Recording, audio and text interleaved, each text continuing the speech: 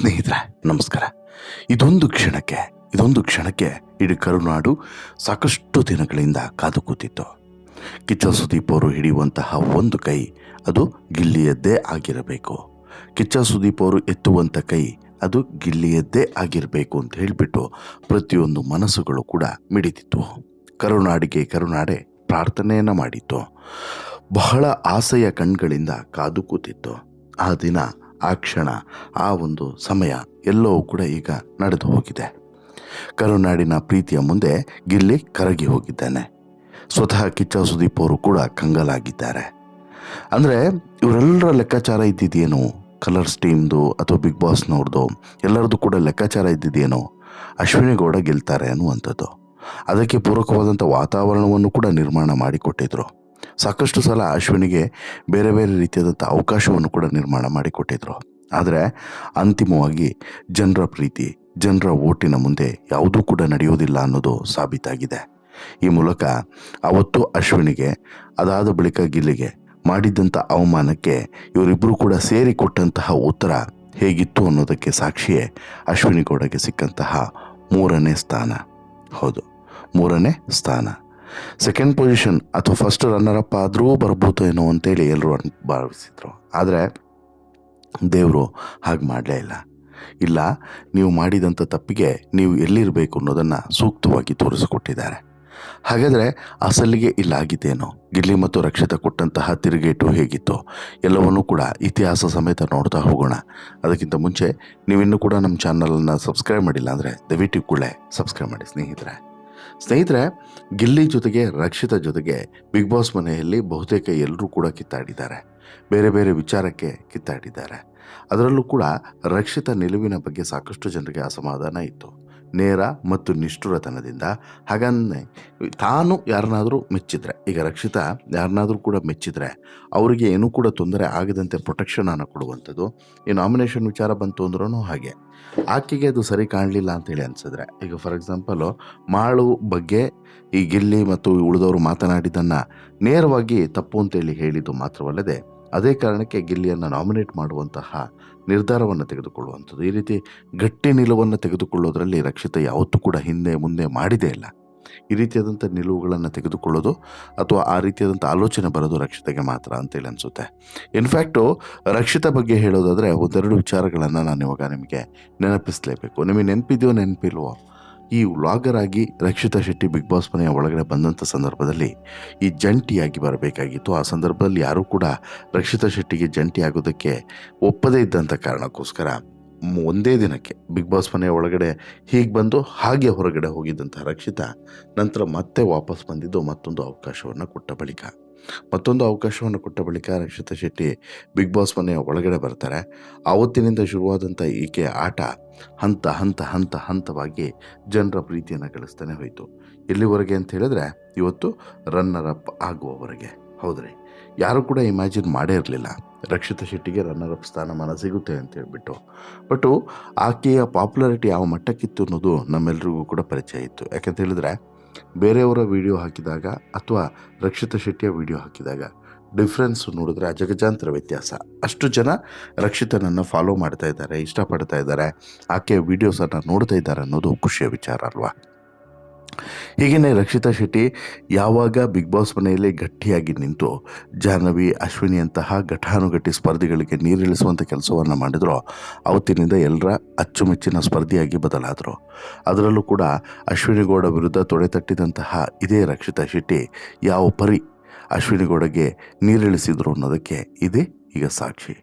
ಒಂದು ಹಂತದಲ್ಲಿ ಇದೇ ಅಶ್ವಿನಿ ಗೌಡ ರಕ್ಷಿತಾಗೆ ಚಾಲೆಂಜ್ ಹಾಕಿದ್ರು. ನಿನ್ನನ್ನು ಹೊರಗಡೆ ಕಳಿಸಿನೇ ನಾನು ಹೋಗೋದು ಅನ್ನುವಂಥ ಚಾಲೆಂಜನ್ನು ಹಾಕಿದರು. ಅನ್ಫಾರ್ಚುನೇಟ್ಲಿ ರಕ್ಷಿತಾ ಶೆಟ್ಟಿ ಮರಳಿ ಚಾಲೆಂಜ್ ಹಾಕಿರಲಿಲ್ಲ. ಬಟ್ ಅವ್ರು ಏನು ಮಾತನಾಡಿಲ್ವೋ ಅದನ್ನು ಮಾಡಿ ತೋರಿಸಿದ್ದಾರೆ. ಅಂದರೆ ಇಲ್ಲಿ ಅಸಲಿಗೆ ರಕ್ಷಿತಾ ಶೆಟ್ಟಿ ಉಳ್ಕೊಂಡ್ರು, ಅಶ್ವಿನಿ ರಕ್ಷಿಗಿಂತ ಮುಂಚೆನೇ ಹೋಗ್ಬಿಟ್ರು. ಅಂದರೆ ಅಂಥದ್ದೊಂದು ಪರಿಸ್ಥಿತಿ ನಿರ್ಮಾಣ ಆಗಿಬಿಡ್ತು. ಅದಕ್ಕೆ ಹೇಳೋದು, ಕೆಲವೊಂದು ಸಲ ಯಾವ ರೀತಿ ಟ್ವಿಸ್ಟ್ ಟರ್ನ್ಗಳು, ಸಿಚುವೇಶನ್ಸ್ಗಳು ಪಡೆದುಕೊಳ್ತವೆ ಅನ್ನೋದನ್ನು ನಾವು ಇಮ್ಯಾಜಿನ್ ಕೂಡ ಮಾಡೋದಕ್ಕೆ ಸಾಧ್ಯ ಆಗೋದಿಲ್ಲ ಅನ್ನೋದು. ಹಾಗೆ ಆಯಿತು ನೋಡಿ. ಈಗ ರಕ್ಷಿತಾ ಶೆಟ್ಟಿ ವಿಚಾರದಲ್ಲಿ ಸಿಕ್ಕಾಬಟ್ಟೆ ಪಾಸಿಟಿವ್ಗಳಿದ್ದಾವೆ. ಒಂದು ಆಕೆಯ ನೇರ ಮತ್ತು ನಿಷ್ಠುರತನ, ಮತ್ತೊಂದು ಆಕೆಯ ಒಪಿನಿಯನ್ಗಳನ್ನು ಮಂಡಿಸುವಂಥ ರೀತಿ, ಹಾಗೆಯೇ ಯಾವುದಾದ್ರೂ ಒಂದು ವಿಚಾರದ ಬಗ್ಗೆ ಅಥವಾ ಸಂಗತಿಯ ಬಗ್ಗೆ ಮಾತನಾಡುವಂಥ ಸಂದರ್ಭದಲ್ಲಿ ಆಕೆಯ ತಲೆಯೊಳಗಿದ್ದಂಥ ಕ್ಲಾರಿಟಿ, ಇವಿಷ್ಟು ಆಕೆಗೆ ತುಂಬ ಪಾಸಿಟಿವ್ ಆಗ್ತಾ ಹೋಯಿತು. ಆಕೆ ದೊಡ್ಡ ನೆಗೆಟಿವ್ ಅಂದರೆ ಭಾಷೆ ಮತ್ತು ಭಾಷೆಯ ಮೇಲಿನ ಹಿಡಿತ, ಅಥವಾ ಯಾವುದಾದ್ರೂ ಒಂದು ವಿಚಾರವನ್ನು ಮಾತನಾಡುವಂಥ ಸಂದರ್ಭದಲ್ಲಿ ಅದು ಅಲ್ಲಿಗೆ ಮಿಡ್ಲಿಗೆ ಸ್ಟಾಪ್ ಮಾಡುವಂಥದ್ದು, ಮುಂದೆ ಏನು ಮಾತನಾಡಬೇಕು ಅಂತೇಳಿ ಗೊತ್ತಾಗದೆ ಅಷ್ಟೇ ಅಂತ ಹೇಳಿಬಿಟ್ಟು ನಿಲ್ಲಿಸುವಂಥದ್ದು, ಇದು ಈಕೆ ನೆಗೆಟಿವ್. ಅದನ್ನು ಹೊರತುಪಡಿಸಿದ್ರೆ ರಕ್ಷಿತಾ ಶೆಟ್ಟಿಗೆ ಬೇರೆ ಯಾವುದೇ ದೊಡ್ಡ ನೆಗೆಟಿವ್ಗಳು ಇರಲಿಲ್ಲ. ಇದು ಕನ್ನಡಿಗರ ಪ್ರೀತಿಗೆ ಕಾರಣವಾಯಿತು ಅಂತಲೂ ಕೂಡ ಹೇಳ್ಬೋದು. ಇನ್ನು ಗಿಲ್ಲಿ ನಟನ ವಿಚಾರಕ್ಕೆ ಬಂದರೆ, ಗಿಲ್ಲಿಗೆ ಬಿದ್ದಂಥ ಓಟ್ಗಳು ರೆಕಾರ್ಡ್ ಓಟ್ಗಳು.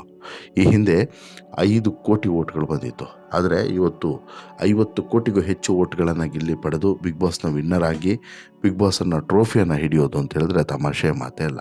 ಹಾಗೆ ನೋಡಿದ್ರೆ ಗಿಲ್ಲಿಯ ವಿರುದ್ಧ ಒಂದಷ್ಟು ಜನ ನೇರವಾದಂಥ ಆಕ್ರೋಶವನ್ನು ಹೊರಗಡೆ ಹಾಕಿದ್ರು, ಇನ್ನೊಂದಷ್ಟು ಜನ ಹಿಂದ್ಗಡೆಯಿಂದ ಮಾತಾಡಿದ್ರು, ಮತ್ತೊಂದಷ್ಟು ಜನ ಆತನನ್ನು ಮಣಿಸಬೇಕು ಅನ್ನುವಂತಹ ಷಡ್ಯಂತ್ರವನ್ನು ರೂಪಿಸಿದ್ರು.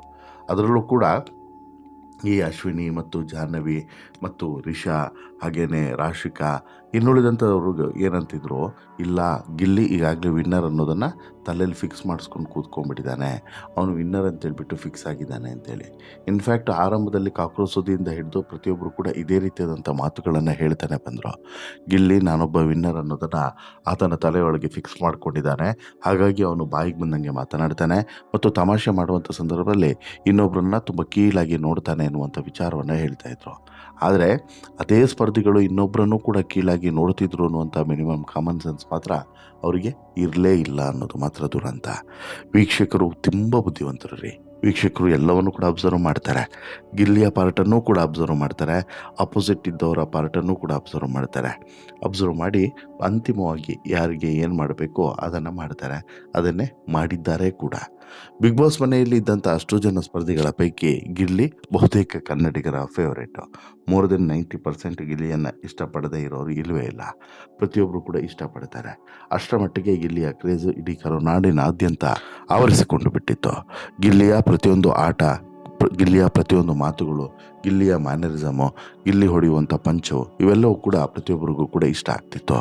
ಗಿಲ್ಲಿಯ ಈ ಆಟವೇ ಇವತ್ತು ತಂದು ಇಲ್ಲಿವರೆಗೂ ಕೂಡ ನಿಲ್ಲಿಸ್ತು. ಇನ್ಫ್ಯಾಕ್ಟು ಗಿಲ್ಲಿಯನ್ನು ಸೋಲಿಸಬೇಕು, ಮಣಿಸಬೇಕು, ಹೊರಗಡೆ ಕಳಿಸ್ಬೇಕು ಅಂತೇಳಿ ಪ್ರಯತ್ನ ಪಟ್ಟವರು ಒಬ್ಬರಲ್ಲ ಇಬ್ಬರಲ್ಲ, ಬಹುತೇಕ ಮನೆಯ ಎಲ್ಲ ಸದಸ್ಯರುಗಳು ಕೂಡ ಈ ವೈಲ್ಡ್ ಕಾರ್ಡಿಂದ ಬಂದವರು, ಅತಿಥಿಗಳಾಗಿ ಬಂದಂಥವರು, ಉಳಿದವರು ಎಲ್ಲರೂ ಕೂಡ ಇದೇ ಪ್ರಯತ್ನವನ್ನು ಮಾಡಿದ್ರು, ಗಿಲ್ಲಿಯನ್ನು ಹೊರಗಡೆ ಕಳಿಸ್ಬೇಕು ಅಂತೇಳಿ. ಬಟ್ ಜನರ ಪ್ರೀತಿಯ ಮುಂದೆ ಗಿಲ್ಲಿಯನ್ನು ಹೊರಗಡೆ ಕಳಿಸುವಂಥ ಶಕ್ತಿ, ಸಾಮರ್ಥ್ಯ ಯಾರಿಗಿದೆ ಅಲ್ವಾ? ಅದೇ ಕಾರಣಕ್ಕೆ ಇವತ್ತು ಗಿಲ್ಲಿಗೆ ಈ ಟ್ರೋಫಿ ಸಿಕ್ಕಿರುವಂಥದ್ದು. ಗಿಲ್ಲಿಗೆ ಸಿಕ್ಕಿರುವಂಥ ಈ ಟ್ರೋಫಿ ಅಹಂಕಾರದ ವಿರುದ್ಧದ ಟ್ರೋಫಿ.